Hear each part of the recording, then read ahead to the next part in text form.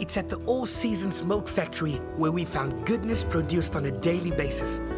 Pick n Pay, always there for you.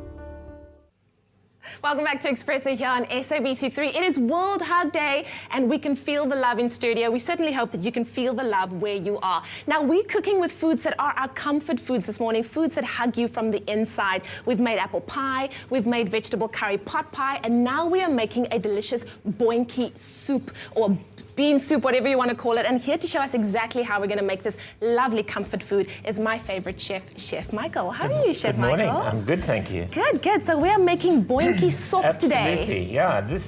I was looking at a book by Cass Abrams called The Culture and Cuisine of the Cape Malays. Okay. And she said that soup is not really a big thing, but the soup is always named after the thickener, so it's peas or beans or lentils. And this was a soup that I did for a festival in Margaret River in Australia for on a wine estate called Voyager there. And I looked at all sorts of different recipes, deconstructed them, and then put them together and created something with a tremendous amount of flavour. Yeah. So this soup comes either as a vegetarian version or one with meat. And if you're using meat, then you use some slices of shin and some bacon, just some chopped bacon as well. Lovely, that sounds great. So what we've got here is we've got some onion, leek, carrot, and potato. Okay, have you prepared that separately? Which have been, they've just been in a little bit of oil, they've just been softened up. Okay. That's very good. Okay, so you're popping that into your pot over there. Into the pan. And then I think we'll just add a little bit of some water. Now, this is the kind of foods that I love, and I think that it's not only something that you need to have in winter. It's like whenever you feel like you just need a little hug on the inside. Even now, the evening's sometimes a little bit chilly. Yeah. If you've got a bottle of nice red wine, this and some bread, some crusty bread, it's lovely. These are called sugar beans, and they're sort of speckled beans, and these have been soaked overnight, so they're nice and soft. Would sugar beans be the best option for this? Yes, I think so. You can use kidney beans, you can use white beans as well. Just depends on your preference. On your preference, yeah, absolutely. So here we've got some tomato. Pop that in there. And this also works great for Meat-Free Monday as well. Yeah, absolutely. Right.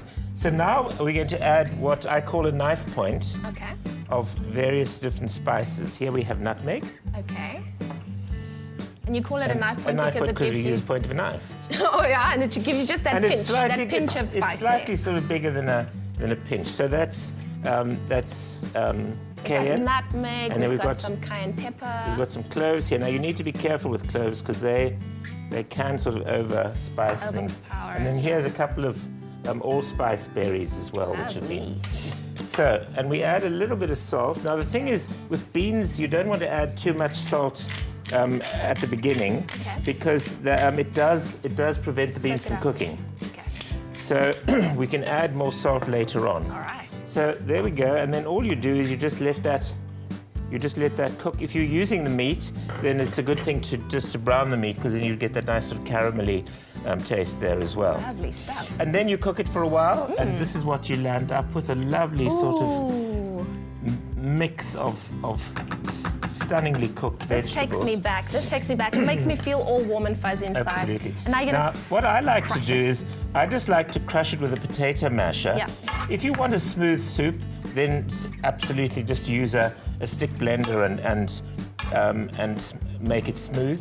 But I like this because it makes it kind of chunky and a bit more texture. Yeah. And the other thing, of course, is that you can mash it like this, then take some of this out, and then make the rest smooth and fold in. So you've got a little bit of texture there. But I quite like it. It's a thick, chunky soup. I love that. Well, you're busy making it all soupy and chunky. If you would like the recipe for what we're making this morning, all you have to do is SMS the word soup to 33728 and we will send you your Pick n Pay shopping list and you can go and get these lovely ingredients and make this soup. It's Meat-Free Monday. It's really, really delicious and it smells amazing as well. Right, so now what we'll do is we'll ladle some of that. We'll dish some of this into here. And it goes a far way, of course. I think you could put this in the refrigerator and have it for lunch the next day or some other time. So there we have a nice bowl of soup. And then what I'm going to do is I'm going to just put a couple of pieces of chili on top. just to add a little bite at the end. Yeah. Very nice. And then we've got a little bit of lemon rind here. Also just a nice little bit of extra flavor. And then some chopped parsley. And if you chop your parsley quite rough, make it looks very pretty, and that gives you a really nice... And in a nick of time. really nice My bowl of goodness, soup. it didn't even take us long. Absolutely. Very, very lovely. Thank you so much, Chef pleasure. Michael. Pleasure. We haven't hugged yet, though. Oh, we have to hug. have to hug, for sure. He gives the best hugs in the whole world. So now we're talking about comfort food, but there's something else that brings us a lot of comfort. If you were born in the 80s, all right, then I'm sure you remember things like Pac-Man, those arcade games, Pac-Man, Street Fighter, Sonic the Hedgehog, and Super Mario Brothers. Well, Walt Disney Animation Studios have teamed up with Nintendo to bring some of these characters from these games to life on the big screen in Wreck-It Ralph. Now, the story follows Ralph, a villainous character in the Fix-It Felix video game, which gets fed up with always being the bad guy. You want to see what I'm talking about? Check it out.